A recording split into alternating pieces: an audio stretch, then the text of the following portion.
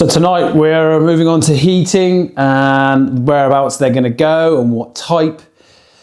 Heating in a small space is always tricky because they're either roasting hot really quick and then you turn it off and then it cools down really fast.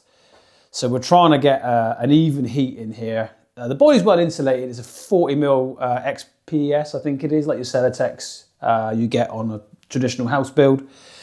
So it should be well insulated. We've got that in the roof and in the floor.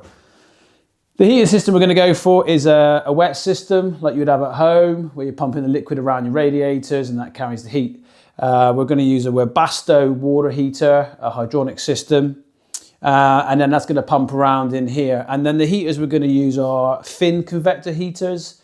So basically a tube and then some aluminium square waffles in a zigzag shape over the tube, and that dissipates the heat. They're really compact, really neat. And I think we get about 300 watts to a meter of that. Now, space is absolute priority and using it in the best way in here. So we're very limited to where we can put heaters. And Lee and I don't like to be too hot, definitely not when I sleep. That said, we've never really slept for a prolonged period anywhere that's really cold, like the Arctic, in something like this. So, or Norway, not the Arctic. So we'll see how that works out. We are going to go for two 800mm long heaters on this side. They'll be stacked, so one and then two underneath. On the back, behind our mattress, to hopefully put a bit of heat into our bedroom and also air things out, we're going to put two 800 ones, but long individually. This side of the sofa or the seating area is a little bit narrower, so we're going to try and reduce those down to two 600mm heaters. The other area behind you guys in the bathroom or the shower room, we're going to try and get a 500 by 500 towel rail. Traditional like you'd have at home onto that wall. I'll show you that later on in another video. This little section on the floor, which is sort of our free space area, I'm planning to put underfloor heating in there. And then under the bottom bunk bed, because I feel that corner is where it could get cool or even damp. I wouldn't have thought damp, but anyway, I'm going to run the pipe work for the flow return for the heating system in around the bottom of that bunk, just to give a very tiny little bit of background heat, just to keep that aired out. And then that will come through into this system. We've really struggled with what to go for in terms of heater size. We've been talking to a couple of Webasto approved installers. They've both come up completely on their own with a 9 kilowatt heater. We just don't feel we need that much heat. Now we may be making another video in a few months, well, say in the future when it's all done and we've gone, it's not enough heat.